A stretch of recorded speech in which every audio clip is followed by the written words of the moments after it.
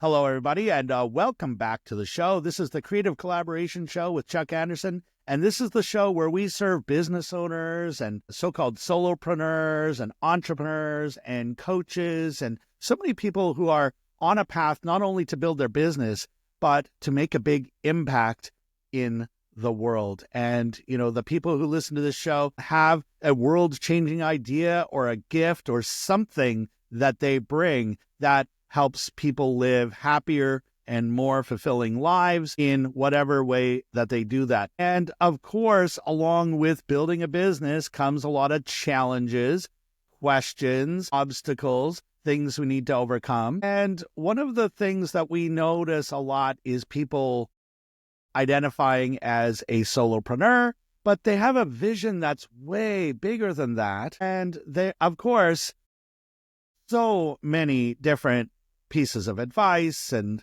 messages around marketing and what phases of business you're in. When do you do this and when do you do that? And one of the things we're going to be talking about today is, as a solopreneur, when do you become a brand versus just a solopreneur, and sort of the things that go along with that, because you probably want to grow beyond just yourself. Well, today's guest is an expert at helping people navigate that and to really grow from solopreneur to a brand that people trust. So my guest today is Laura Berman Fortgang, and this is what she does. And so, Laura, I'm so happy to have you here on the show. Thanks for having me, Chuck. Thanks. So that was my, sort of light introduction, and it tells nobody anything about you other than you're an expert at this, and you and I have had a couple of conversations about it. But go ahead and introduce yourself, tell everybody a little bit more about you, and we'll go from there.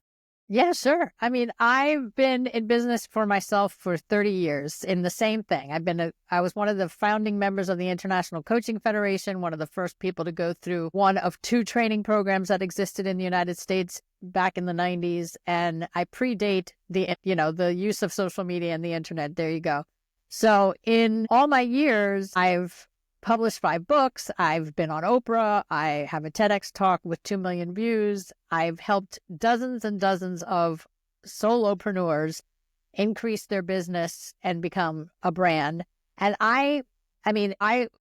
if I can call myself a brand, you may not know me as a household name. I definitely have more incoming inquiries than the average coach, or the average consultant. And that is what I equate to being an A-lister. It's like, it's not that you're a celebrity. It's that you don't have to audition anymore. So, having myself turn one of my books into a cottage business, I have spent 20 years helping people figure out what to do with their lives. And that created all these different sources of revenue, streams of revenue, different price points that people could be at. So it definitely scaled the business from a one-person show to needing, lots of help to do that. But we're not employee heavy by any means.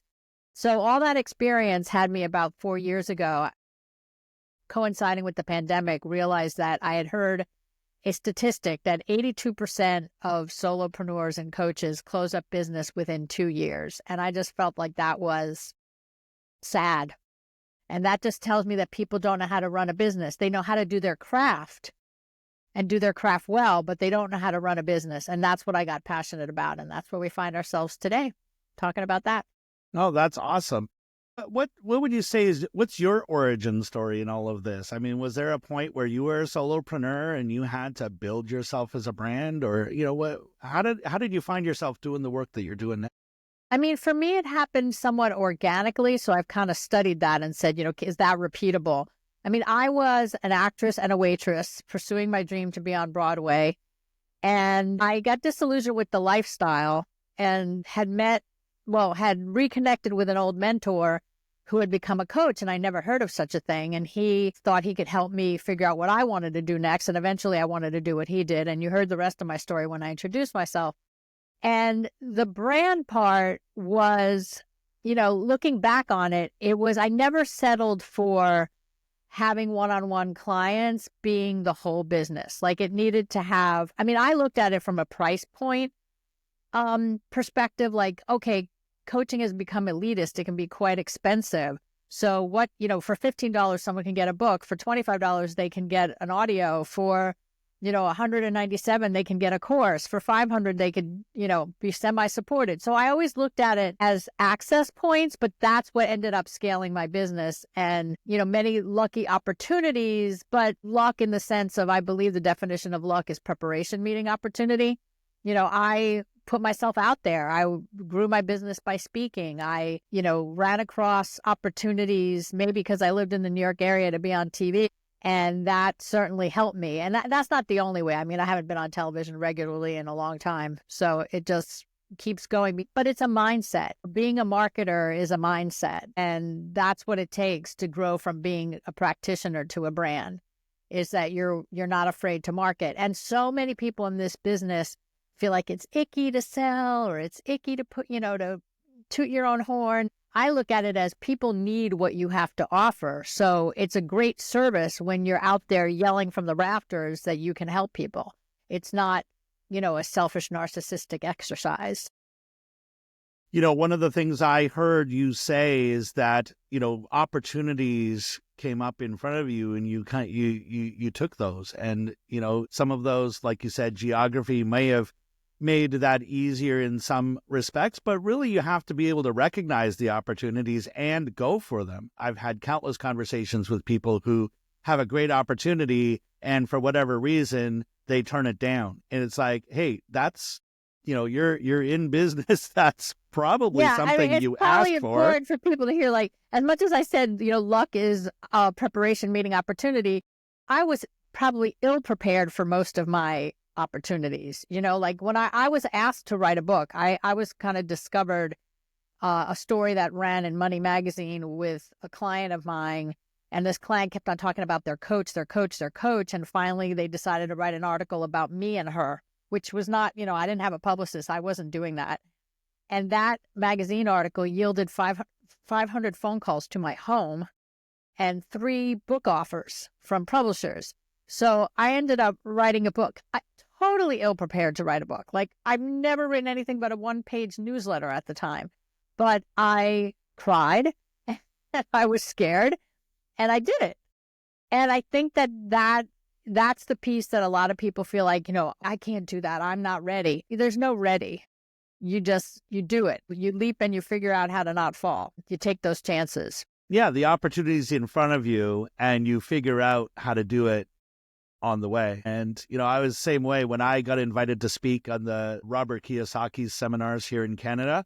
I'm like, I had only done 2 talks before, and I was a very nervous speaker at the beginning. And so I said yes, and I figured it out as I went. And so that's just kind of, and then, I've been on, 1,000 stages since then, but, it all starts somewhere. Right. And you said something earlier, too, I wanted to touch on, and that, that whole idea of, not bragging or not tooting your own horn enough. And, there's that. But the thing is if you're in a business that your goal is to make a big impact and what you're doing can really change lives, don't we owe it to ourselves or to the people that we can serve, to really get the word out there in as big as way as possible? Yeah, I mean, I was just a bundle of enthusiasm, like they say, like the worst people to be around are converted smokers, people who used to smoke. They're always talking about how you shouldn't smoke. And I was a client first, so this technology, if you call it that, this human technology that coaching is, like, changed my life for the better. And I just couldn't wait to share that with other people. And I think it's that attitude and that point of view of that it's service. It's not selling, it's service. That's one of the things I talk about all the time when I'm bringing up people who are solopreneurs. It's like, you need to get the word out, the messaging out, because people need to know that they need you and that you're available, that you're the solution to their problem. And too many people talk in very colorful lexicon and very jargony terms, and they need to talk in results. Like, what is the result that someone's going to get by working with you? Right. So when I say my elevator talk for my career coaching stuff, like, people would say, well, what do you do? I said, well, I help people figure out what to do with their life. And the reaction I always got was, I need you. my nephew needs you. Where were you last year when I needed you? And like, that's when you know that you're speaking results that people can feel are tangible. And so many people speak in platitudes, and it doesn't grow your business. It's not sticky. So leads me to my next question, really, and that is, as you are working with people and helping them get results, at the beginning of that journey, what are some of the things you're hearing from them? Like, what are the struggles? What's the unclarity? What is the things that they're not able to do on their own that they're reaching out to you for help with? Yeah, I mean, a lot of people don't know where to find leads, where to, find those people. And the speaking is one of the best ways to do that. It's not onesie, twosie, it's 50 at a time, 100 at a time, or bigger audiences than that. Being able to put yourself out there with a message that's worthwhile, I think, is one of the first steps to getting more leads. And that's what I hear from most people. It's like, well, I don't even know where to find people. My network's not that strong. You got to remember, I was an actor. I didn't know anybody in business who could pay me to be their coach. And I had to create a whole network of people who could do that. And I kept putting myself places where I could do that. So speaking for an alumni group, speaking for the Chamber of Commerce, speaking at your local Y, speaking at your religious organization, like anywhere that you can gather people and then have email addresses and have offers for them, that grows your leads. But that's the number one complaint that I hear is like, I don't even know where to find the people. And we kind of do a disservice, I think, in that people just think that by going into business for themselves, they following their passion, the money will follow. And it doesn't work that way. You have to do the work, and people are afraid of the work. It is so true. And I think that's part of this digital age. I started marketing before the internet. And so right? And you actually had to go out and meet people and shake hands and do all the things. And now we hear things like, you build a funnel and it's going to do all the work for you and your website will do the selling for you. And it's just not true. And I think it does do people a great disservice when smart marketers who should know better are telling people how easy it's going to be. It's not that easy, actually. You actually have to do the work, like you say, which leads me to, my next question, which is, what are some of the mistakes that you see either some of your clients at that early stage or people that are reaching out to you? What are some of the mistakes that they're making that are kind of making it more difficult to get what they want? I corrected this mistake early on. I just don't know how I knew it, but I find that a lot of people do everything themselves. And I know that comes from budgetary concerns. Like, I don't have the money to have an assistant, or I don't have the money to have someone do my social media, or whatever the case may be. And I, learned early on that you can't afford not to. Find resources at the price point that you can, I won't even say afford, can invest, because every investment should have a return on its investment, right? So way back, I would have a student, like back when $7 an hour was okay at that point. It was a long time ago. But I had a student for $7 an hour run around for me and do things, and that kept me in my seat in my office, right? But even though it only was, maybe 10 hours a month, those hours were hours that would be triple the amount of time wasted. Because let's say you even had to show up in person at the post office. Yeah, it's only a 10-minute chore, but you might grab lunch on the way, or you come back and you got to get organized, or you do this or you do that. It becomes an hour instead of 10 minutes. So anything you can delegate, I think, is an important way to avoid the mishap of doing everything yourself. Either delegate the home stuff so that you're not distracted by that, or delegate some of the stuff in your business. Look at the activities that you can't stand doing and have somebody else do them. It gives you so much more energy and time and focus, and gets rid of brain fog and helps you produce. So I think that's a huge mistake, is trying to do it alone. Yeah, and this whole label that we hear all the time of solopreneur, and I'm of the belief that nobody really accomplishes anything alone. That's why we call this the Creative Collaboration Show, because we think you need to get out there and collaborate with others and work with others and hire others. And this whole idea of solopreneur or self-made this or self-made that, I mean, nobody, it's not true. I mean, it takes a team, takes many people's efforts. And I wish that I could go back to my 20-year-old self and shake him by the shoulders and say, dude, you can't do all of this yourself. Because I tried for a very long time and way too long before I really got it. I'm like, oh, it's not about what I can do. It's about what we can do. So, yeah.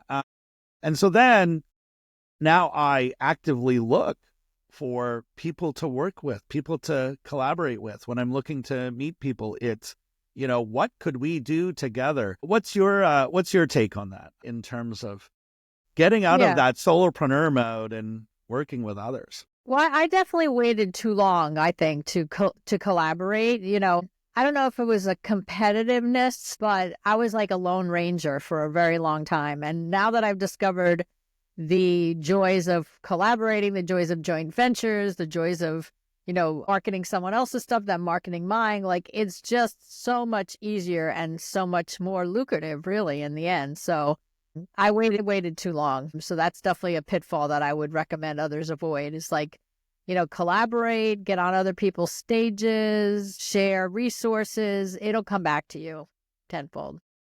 Do you have a favorite source or place to look when you need something in your business or when you're looking for people to connect or collaborate with? Well, do we want to give a pitch to JV Direct? Yeah, sure. We can mention. Yeah, they're good. That's where we good met. folks. Yeah. Right. So if jvdirectory.com out there, anybody, like, it's an opportunity to meet lots of people doing similar and dissimilar things, but people open to partnerships and willing to play together. You never know what's going to come from it. And that's the beauty of it. It's always worth the time. And it just increases, that old TV commercial of, and so on and so on and so on. You're just going to grow your reach and grow your experience and learn from it. So it's always worthwhile to collaborate. Yeah. You mentioned JV Directory. That is where we met. And, I think one of the lessons there is, find organizations or groups where like-minded people can come together. And one of the things that we all, most of us in JV Directory are open to collaboration. We're actively looking for people to partner with and to work with and to cross-promote with, or whatever our creative minds can come up with. And so that's what's really great about it. I love podcasting too. It's why I have 3 shows, because it's just, it's a great, we meet at networking events, but then we take the relationship to another level because we get to have this time to learn about each other, which is great. And so that's, I would say podcasting is definitely my number 2. I could reach out to a total stranger and say, hey, would you like to be a guest on my podcast? And they'd probably say, yeah, I'd love to. Right. Not many people say no, right? Exactly. Or at least that's the way it is right now. We'll see how that continues. When people get tired of being on podcasts, then the attention will shift somewhere else. Well, then the next thing will show up. Yeah, absolutely. And that's the other thing I think is paying attention to where things are going. And I remember early on in my business career, there was a book that I read. It was, I'm going to say early 90s. I read the book and they said that the home of the future wasn't going to have a welcome mat. It would have a shipping and receiving bay. And I read that and I'm like, that's crazy. Why would anyone do that? And now look at Amazon and every day and just everything, right? Like dropping off packages on our front door, right? And if I had only listened and go, so how do I get on that trend? And so I think, that was a lesson learned, definitely, is pay attention to where things are going and not just to be really good at where they currently are. Right. And so. Yeah. And I guess nowadays version would be AI, like make sure you're not being left behind and you're checking that out and at least staying on top of the news with all that so that you know what's coming. For sure. If you're still AI resistant, get over it. It's not going away. There's the advice.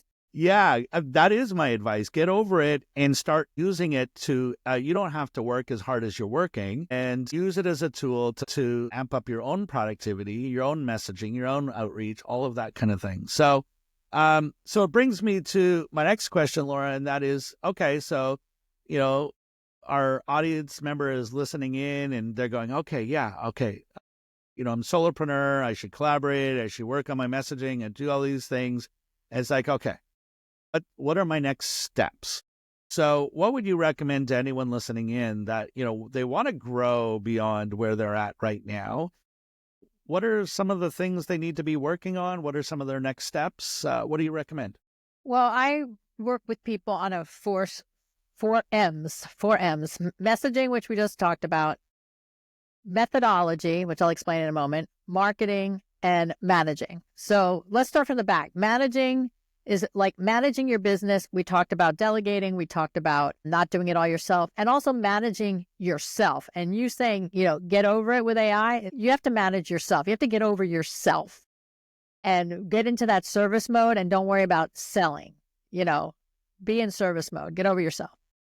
Marketing, we talked about it. I still think speaking is one of the most important aspects of a service business's marketing techniques. I talk about CAST, C-A-S-T. You got to coach or consult, author, write something, whether a blog, share articles if you don't write yourself, just be in the writing head. Authoring, S for speaking, T for training or teaching.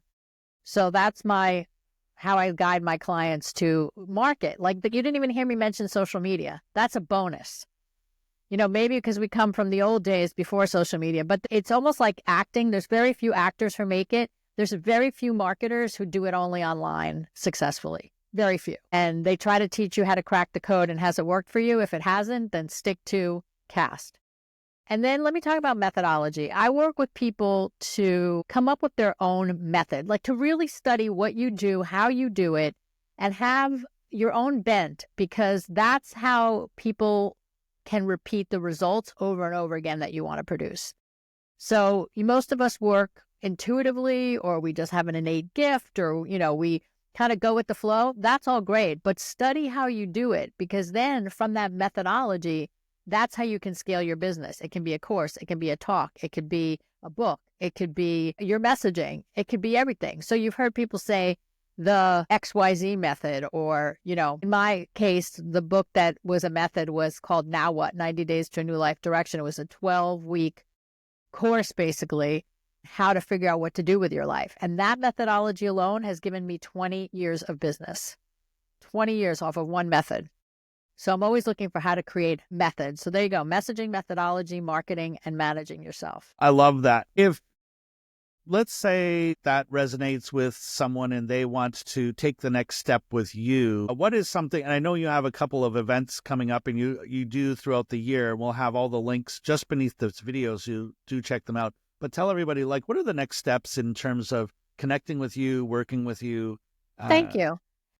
Yeah, well, my name, Laura Berman Fortgang, if you can remember that, you can find me easily online. I have a website of the same name, but I'm going to put links for you to look at Headliner, which is my free event that I do 4 times during the year. And then your roadmap to success, which is everything we've just talked about. It's a 2-day intensive. I repeat that a few times a year. So we'll put up those links so you can check those out, and hopefully we'll get a chance to meet each other. Well, that's fantastic. Well, if you are watching this on video, look just beneath this video, and all of Laura's links are right there. We'll even put a link to JV Directories since we mentioned it. Them. Yeah, anything that her and I mentioned in this episode is right there. And if you're listening to this on podcast, just open up your phone and the player that you're on, and all the links are right there as well. And before we, we've covered a lot of ground today, but I feel like we could almost do a full day workshop on all of this, Laura. We've really only scratched the surface as well, but we've given people a taste and something to think about for sure. I always tell people that, and it took me a long time to learn this as well, but growing your business really involves growing yourself. And I think you even mentioned it here a couple of times. And big part of my journey is, you see some of the books behind me here. That's not even all of them. There's thousands of them over there, plus all the audiobooks. And so I always ask my guests, well, here and I have you captive, if what book has been most inspirational or life-changing for you? And if you could recommend just one as a must-read, is there a book you would recommend? Yeah, I'm going to recommend an oldie but goodie, and it's right along the lines of, if you want to grow personally, you want personal development, you don't even have to take a personal development course. Start a business. It'll grow you. And the book that changed my life is actually by Marianne Williamson. It's called A Return to Love.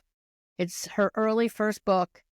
It basically says there's two thoughts, fear or love. And if you look at your whole business through that lens, you will change it. You will take action you never thought of taking because you're not coming from fear anymore. So A Return to Love. It's like a Bible to me. Wow. Thank you for reminding me about that book. I mean, the market is flooded with new books all the time. And, Marianne Williamson is one of my favorite authors, especially, back in the time when Before that book she got was into politics. Well, yeah. Well, there's the doors keep opening and we keep evolving as people. And so, good for her for following her passion. Somebody needs to be a voice for the people who need a leader. But it reminds me of at the time when that book was written, there wasn't this flood of personal development books. And, her and a few others were very instrumental in my, I call it an awakening at that time, really realizing that, hey, this isn't this ego-driven, I'm creating everything, to it's much more of a collaboration with the universe and learning to overcome fear. I would say overcoming fear was a big part of my journey at that time. And yeah, huge. Yeah, I mean, that book was life-changing for me. I mean, it was a long time ago, but I still refer to it. And it's just, she just has such a clarity. I followed her early lectures when she used to come to New York City in a small church before she, blew up and became an international star. And she's just a gifted speaker too. It's like, just if you ever get a chance to see her speak, no matter what she's speaking about, she never says and she's just, gifted in that regard. But that book is just really solid.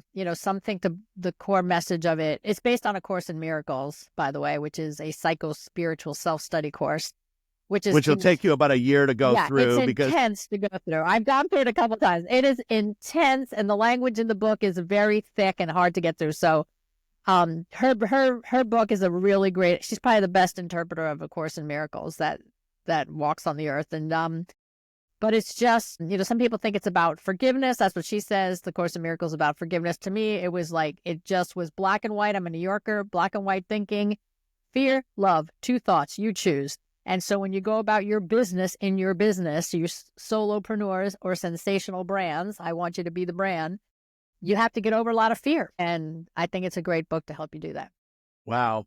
I really love that recommendation and also your interpretation of A Course in Miracles. I really like that. And I'll say for anyone who's even attempted A Course in Miracles, go get Marianne the book, because that'll get you going in the right direction without, getting into the really thick text. And you almost need a coach to guide you through it. And there are many.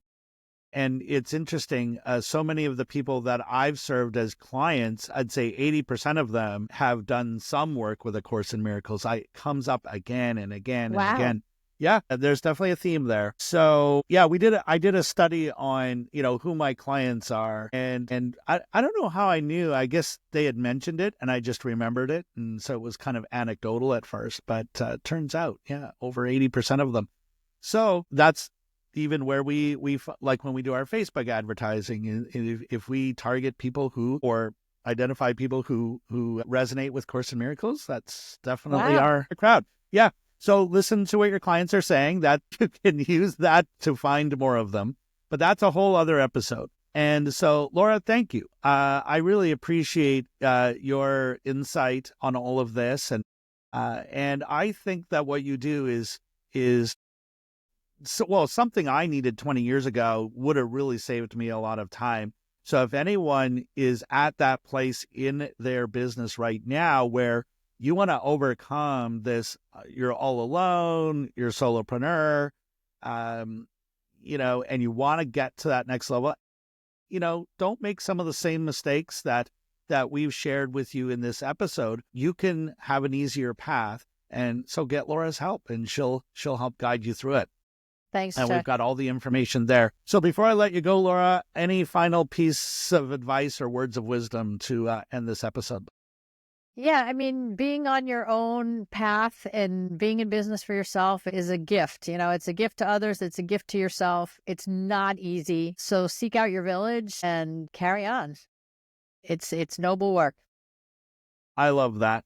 You say carry on, and my audience knows that my tagline always at the end of these episodes is keep moving forward. And so we're just very on the same page with all of that. So Laura, thank you. And to our audience, thank you. And one of the things that I want for you is for this episode to have meant something and to inspired you to go to another level. So I'd like you to think about one thing that you heard us talk about here today. And maybe it's a goal that you've been putting off, or a task, or a phone call, or just whatever the next step is. Or maybe it's go register for Laura's program. The links are beneath this video. Whatever it is, I want you to take one step and do it today. And when you just take one step in front of, and then the next one, and the next one, and the next one, you will make progress. And I believe you will get to where you're going to go. Look, remember, there's going to be obstacles along the way, but you could be just one collaboration away from the big breakthrough that's going to help you make the big impact you're looking for in the world.